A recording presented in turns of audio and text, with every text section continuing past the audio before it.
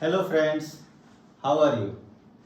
I welcome you all to this video. In this video, I am going to discuss about our past and present in the same video. We have gone through the very serious health issue that is the COVID-19 pandemic, and everyone is familiar with such a cruel disease. Because of that, we have faced a lot of problems and we have lost, and many of us have lost their loved ones. But because of the world's effort, reputed organization of our country and world, we faced very courageously this COVID-19 pandemic, and because of the fast vaccination drive, our health and lives were saved. And during this pandemic, our health research institutes come out with the life-saving vaccines, and those vaccines were used in the public domain on the war footing, and because of that drive our lives were saved and we come over this deadly disease. But because you know that every science and medical products may have some side effects also, and in that scenario we have come across the world news that Covishield vaccine manufacturer company AstraZeneca have faced some serious allegations in the UK court, and in that regard AstraZeneca company has accepted that in the rarest of the rare cases, the Covishield vaccine caused some side effects like TTS syndrome. So friend, in this video, I will first discuss what were the COVID-19 problems and virus. After that, I will discuss this recent syndrome TTS and how we can manage this problem and can be safe. So let's start the video.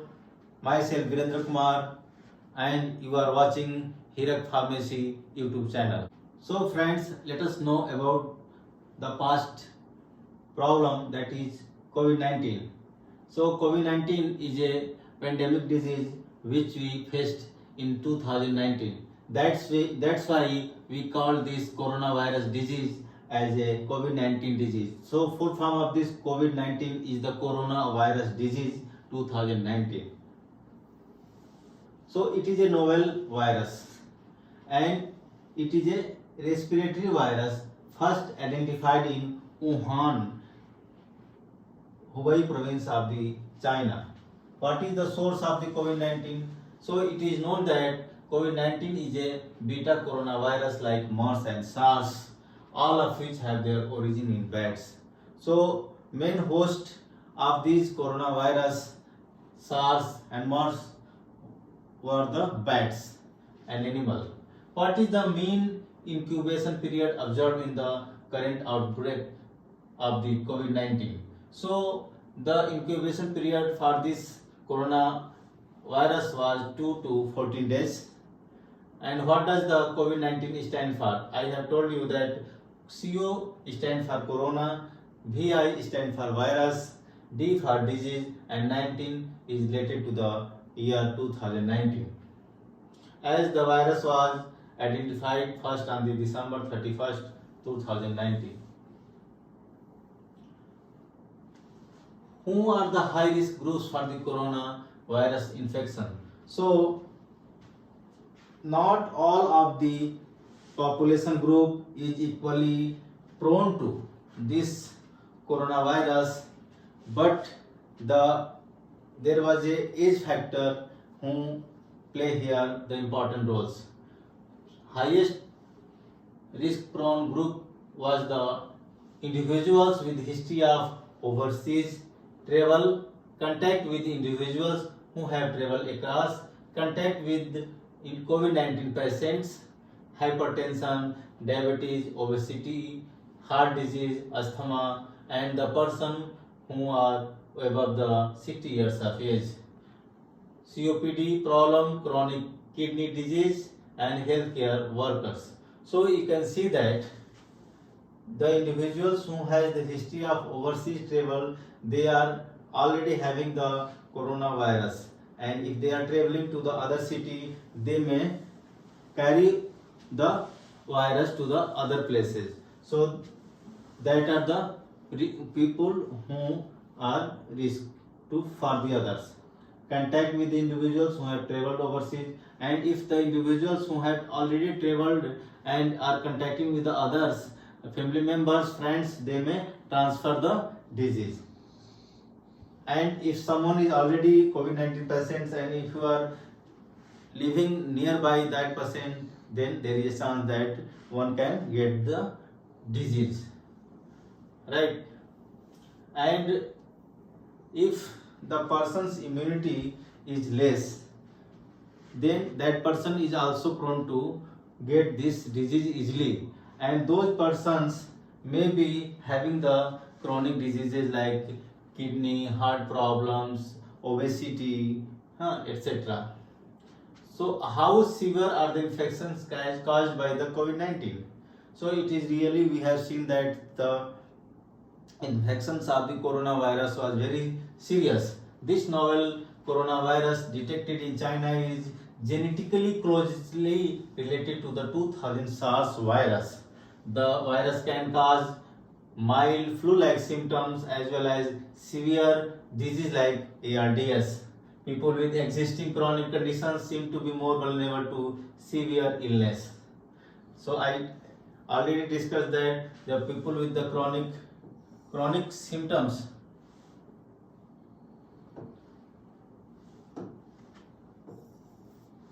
are more vulnerable, more prone to this severe illness.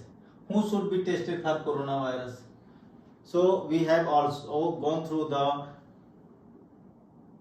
coronavirus test, and everyone was asked to get the corona test, so that there should be no confusion that if you are traveling from one place to another, and if you are some symptoms of the corona, then you are required to get the test. So patients with sudden onset of at least one of the following were required to get the test.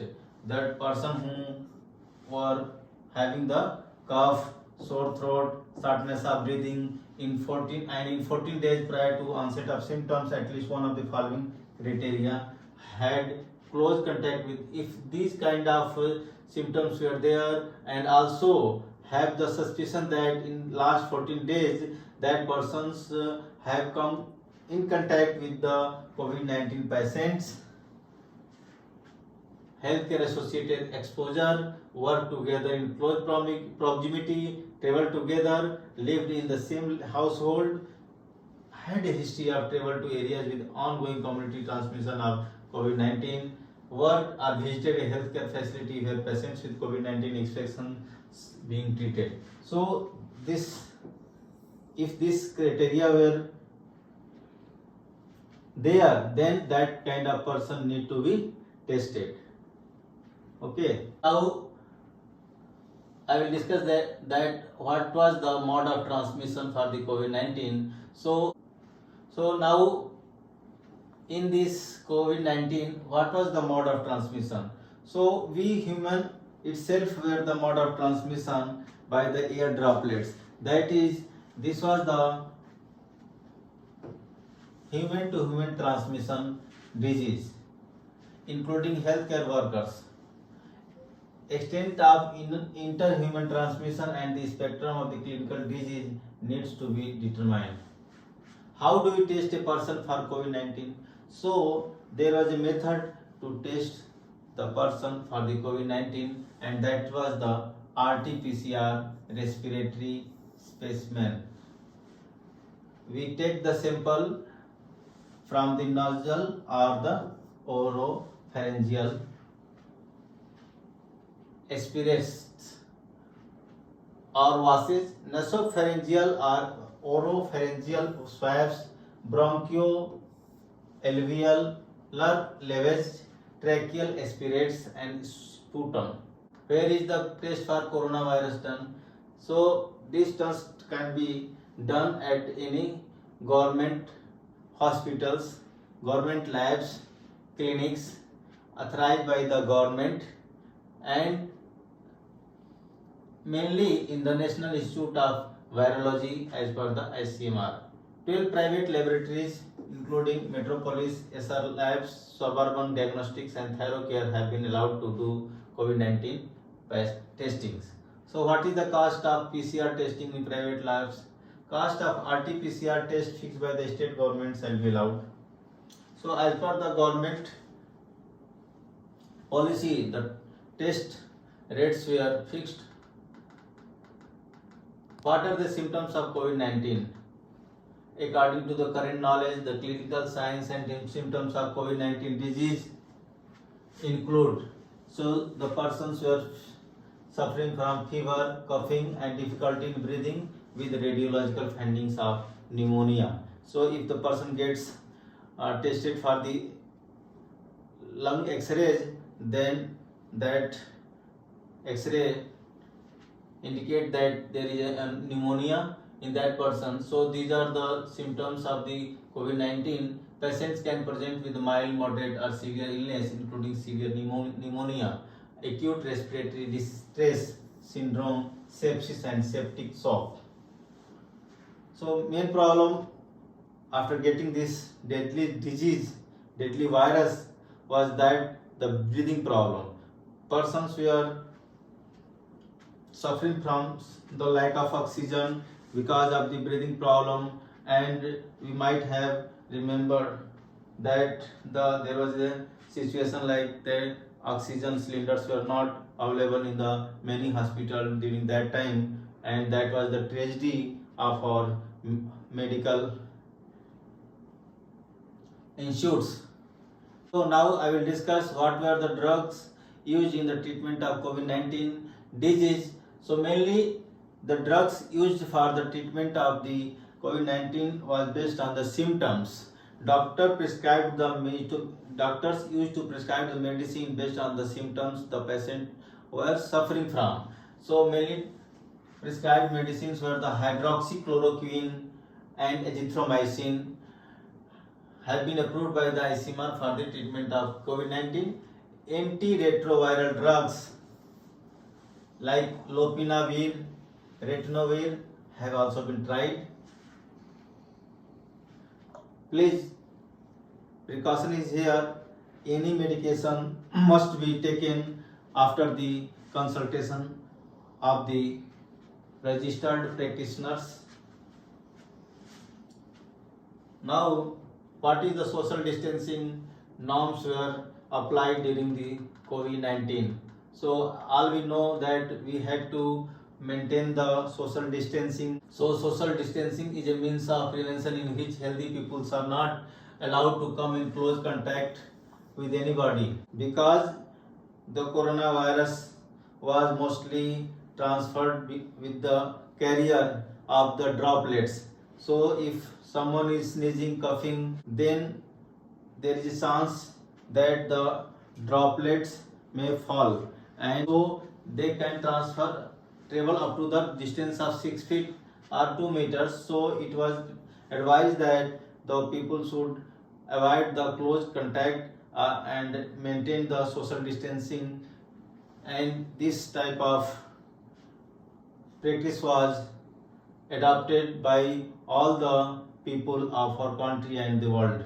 And because of our effort and understanding, we got over this disease. Now,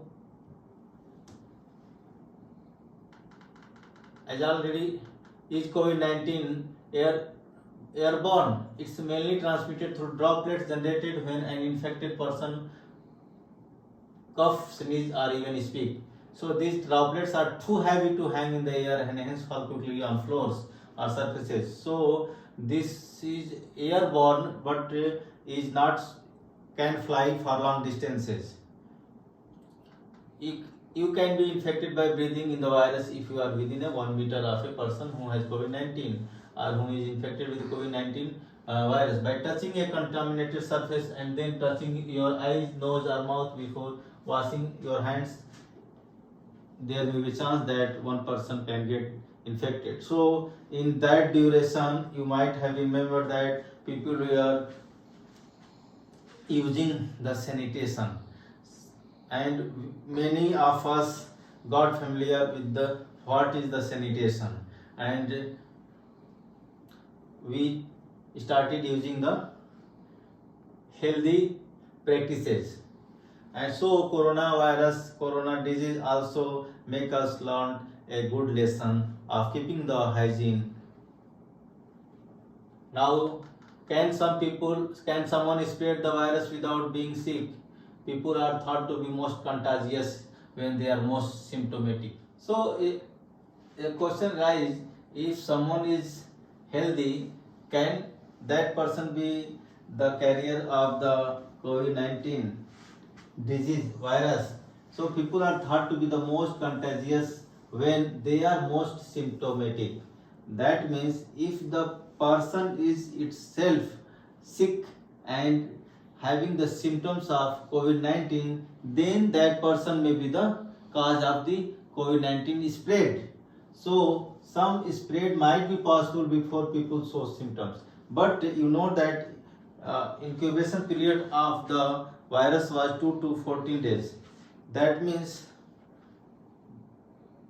within 2 days there may not be possible that the symptoms appears, but that person may be having the infection. So there is a chance that people who are not symptomatic can spread the coronavirus disease. Can the virus be spread from contact with contaminated surface or objects? Yes, it may be possible that a person can get COVID-19 infection by touching a surface or object that has the virus on it.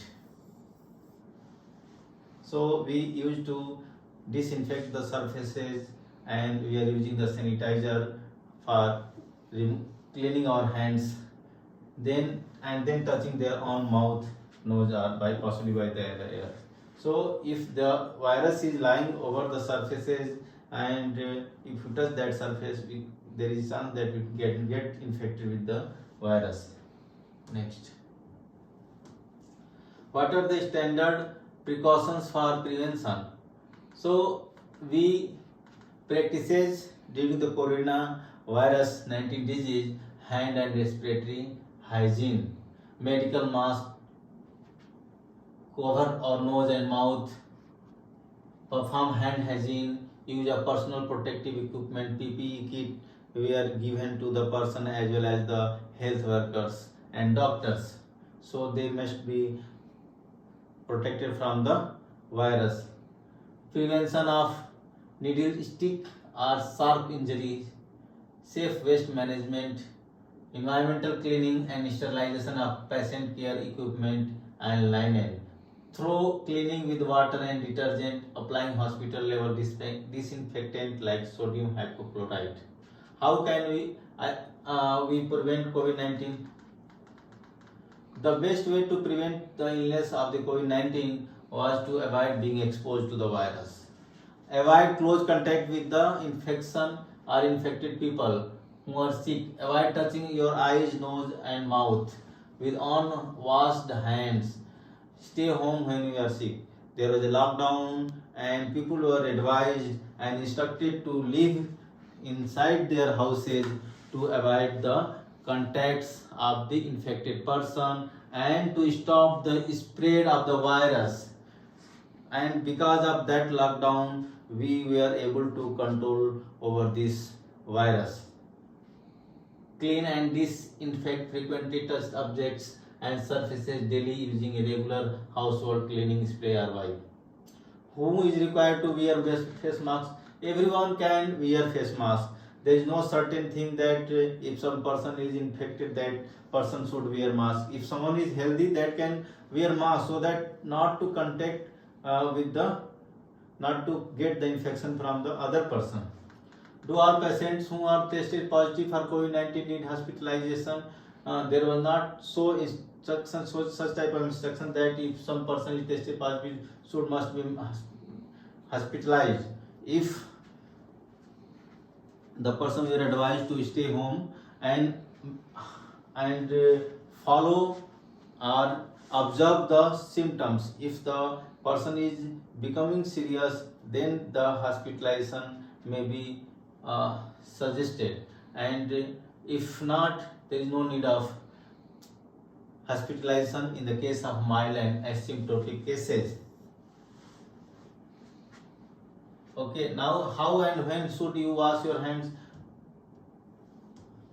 Wash your hands often with soap and water for at least 20 seconds, especially after you have been in a public place, after using the restroom, before eating, and especially after blowing your nose, coughing and sneezing. So after you are going out or happen to be in contact with any surface or person, so wash your hands and with that soap or detergent for at least 20 seconds, so that you can wash out all the virus if it is in state. When can hand sanitizer be used and what percent of alcohol is required? If soap and water are not available, then an alcohol-based sanitizer may be used and at least 60% alcohol may be there. Are there any vaccines to prevent COVID-19? So this portion is important for us regarding this video, that we are talking about the vaccine. After many research during the short period of time of COVID-19 pandemic, very few research organizations come out with the vaccines, and after approval from the WHO, vaccines were released in the cause of the humanity, mankind, and at present we see early there was no vaccine, but after few months we got life-saving vaccines like Covishield, Covaxin, Sputnik 5, and all were given by the government free of cost, and some vaccines were charged for the nominal price. Like Sputnik vaccine were not free by the government, and that was charged if someone is preferring for that vaccination. Next, how long is the incubation period for COVID-19? So the incubation period is already discussed, that getting infected person with virus having symptoms of the disease, estimated time of incubation period was ranging from 1 to 14 days or 2 to 14 days, and most commonly around 5 days. How long does the virus survive on surface? The virus can survive and be infectious up to 3 hours via airborne droplets. That means after 3 hours, virus will be killed automatically. Now the question arises, should we worried about the COVID-19? So when there was no vaccination, then there was possibility that we should afraid. Now the vaccine has come and we need not to worry that much, and in that case, the COVID-19 case, mostly the old age people were prone, and generally children and young adults were mildly prone to infections. Hence, it is quite normal for people to worry about how the COVID-19 outbreak will affect them and their loved ones. we can protect ourselves, our loved ones, and our communities. Firstly, by social distancing. Keep social distancing during such type of spread, and self quarantine. Be in home. Regular and thorough hand washing and good hygiene. Secondly, keep informed and follow the advice of the local health authorities, and including any restrictions put in place on travel and movement. Now, since after vaccination we have control over this deadly disease, but do you know that there is a chance that vaccine can, after post vaccination, create problem for your health? So yes, there is a rarest of the rare chance that the vaccine can cause some health issue, like Covishield have created such problem in, and the Covishield manufacturing company AstraZeneca have faced such type of tough cases, and because of that 51 people have died. And during the trial, AstraZeneca company have accepted that in the rarest of the rare chances of the Covishield vaccination, people have faced some serious health issues like TTS. What is TTS and how we can handle this problem? Firstly, understanding TTS syndrome in Covishield vaccine. We will discuss the introduction to Covishield, understanding TTS syndrome, risk factors and precautions, symptoms and diagnosis, treatment and management, public awareness of and communication, research and future perspectives, global response and collaboration, conclusion and recommendation. So, introduction to Covishield vaccine overview. Covishield is a variant of the AstraZeneca vaccine widely used to combat COVID-19 disease. So mostly people in our country got this vaccine free of cost by the government in the prescribed hospitals and labs. And now people are worried about this vaccination, whether they will face the TTS or not. So as per the company AstraZeneca, this side effect is one of the rarest of the rare side effect, and so there is no need to worry everyone. But if the person is facing or feeling some kind of symptoms, then that person may get health checkup. So it has shown high efficacy in preventing severe illness and reducing transmission of the virus. So Covishield vaccine is supposed that it has played a good role in controlling the disease. AstraZeneca, the manufacturer, has played a key role in production and distribution worldwide. Understanding TTS syndrome. What is this? Rare but significant. As per the company, TTS syndrome, that stands for thrombosis with thrombocytopenia syndrome. It is a rare but severe side effect associated with Covishield vaccination. It involves the formation of blood clots in combination with low platelet levels in the person, leading to serious health complications. So there is two situations simultaneously happens. There is a blood clot in the main vital organs of the body, and there is simultaneous low level of the platelets. Health authorities have emphasized the importance of early detection and treatment to mitigate the risk of TTS syndrome. So everyone is suggested, if someone is facing or having the symptoms of this TTS, so early detection or get checkup and have diagnosed, so that serious health problem can be avoided. Continued surveillance and research are essential to understand the underlying mechanism of this syndrome. So health research is going on regarding these side effects, and there is a need to research more on these side effects which is going on. Factors, risk factors and precautions. We are in need to identify the vulnerabilities. Certain groups, particularly young females, have shown a higher disposition to developing TTS syndrome post Covishield vaccination.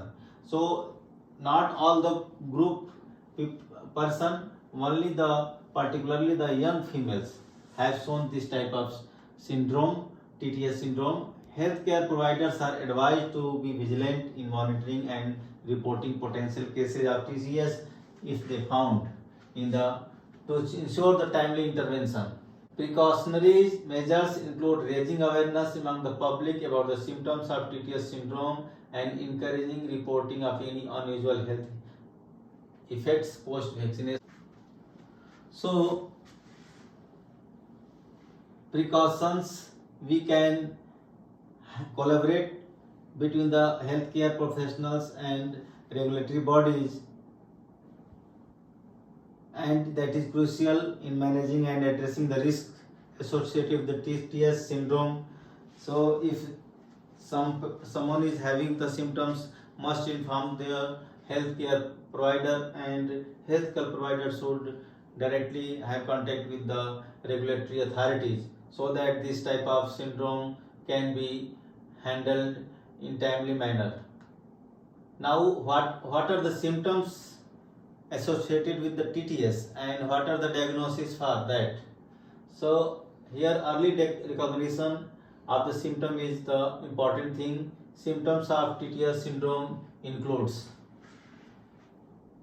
people or person must have the severe headaches, abdominal pain and neurological changes that can manifest within weeks post vaccination.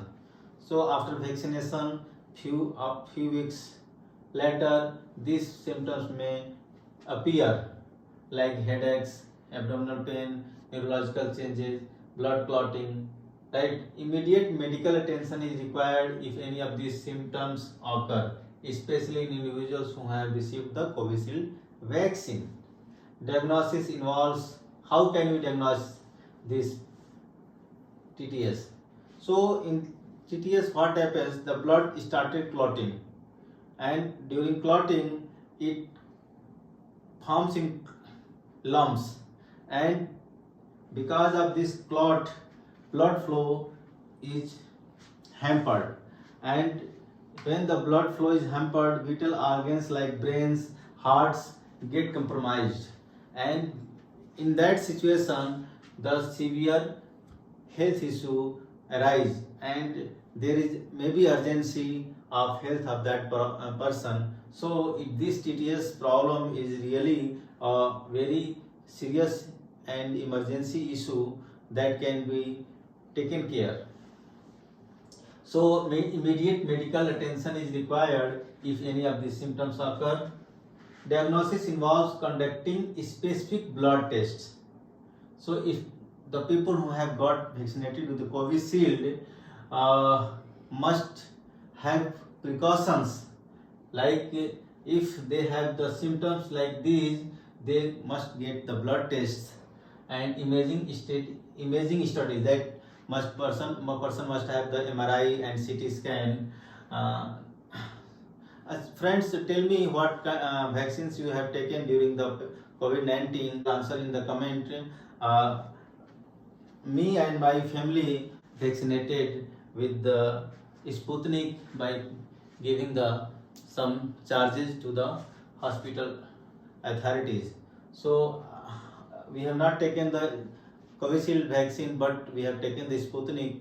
But the people who have taken the Covishield need not to be worried that much, but be alert if you are having such type of symptoms. Blood test is important, and with blood test we get the information about the TTS, there is blood clotting or not. The timely diagnosis and treatment are critical in preventing severe complications and improving the prognosis for individual with TTS syndrome. So there must not be delay in the diagnosis if some person is having such type of symptoms. What is the treatment and management guidelines for care? So treatment of TTS syndrome typically involves specialized care to address the underlying blood clotting abnormalities and platelet deficiencies. Since blood clotting is a serious problem and since there is a simultaneous decrease in the platelet counts, it enhances the problem also. So this is really a serious issue and it requires specialized care. Healthcare providers follow established protocols for managing TTS, which may include the use of specific medications and close monitoring of the patient's condition.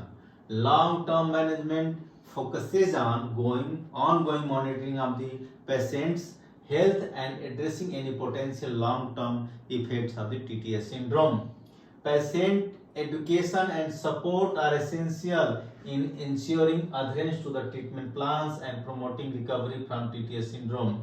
So there is a need to educate the patient that patient must complete the course of the TTS treatment, right? So we must require to make the public aware, and we need to communicate the public so that everyone must be aware about the problems arise after the Covishield vaccination. That is the global issue now, and people are worried and afraid that most of the people have taken the Covishield vaccination and they are worried that may get such type of problem. So I would like to suggest that people need not to be worried, but they observe themselves. If they are having any kind of problem, such problem, they must consult the healthcare providers, and they need not to medicate themselves, right?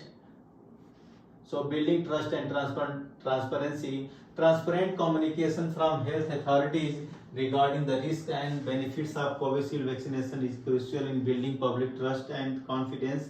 Educational campaigns should focus on raising awareness about the TTS syndrome. So there is need to educate the people regarding the TTS syndrome. That's why I thought that I should come with this such kind of video, so that people must be aware about the TTS problem after taking Covishield vaccination.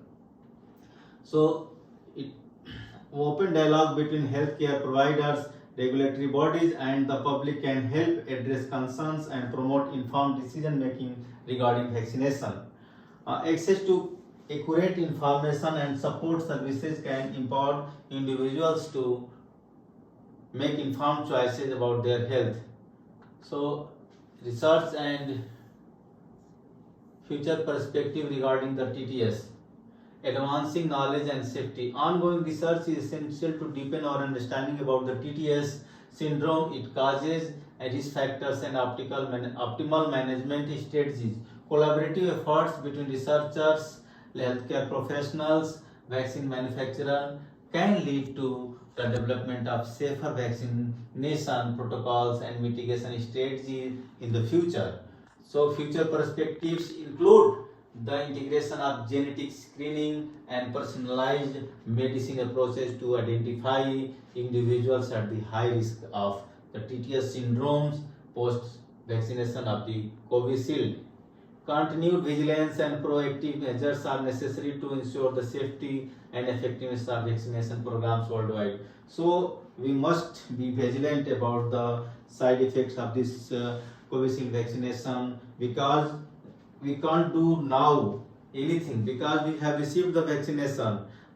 Only thing left with us is that be vigilant and observe ourselves any symptoms which may be like the TTS.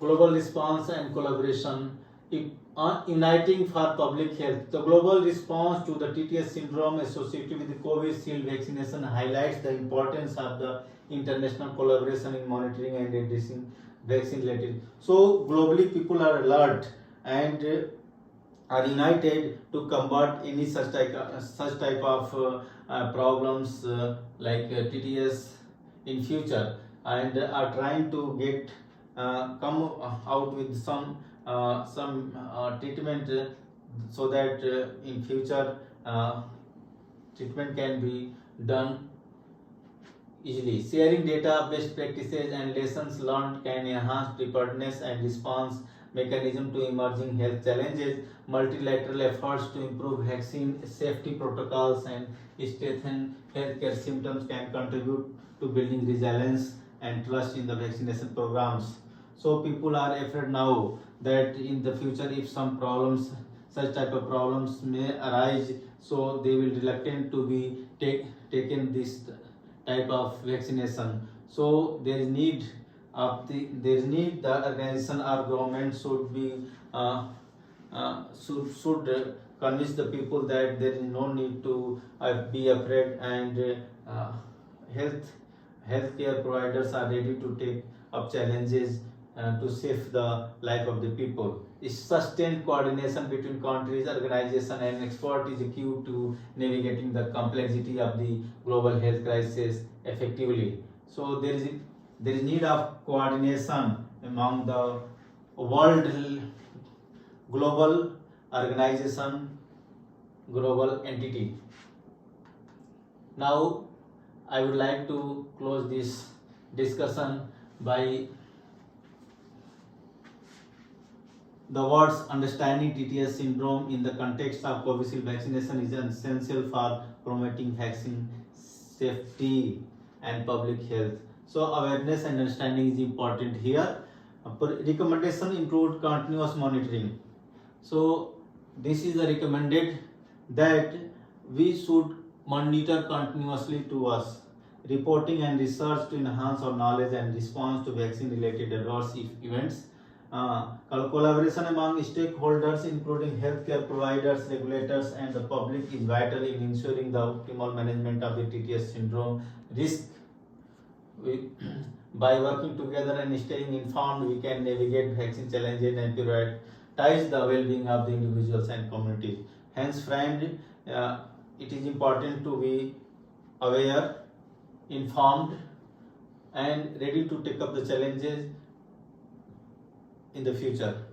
I hope that this video will be helpful to you all, and I would like to suggest that be informed, be alert and need not to worry that much.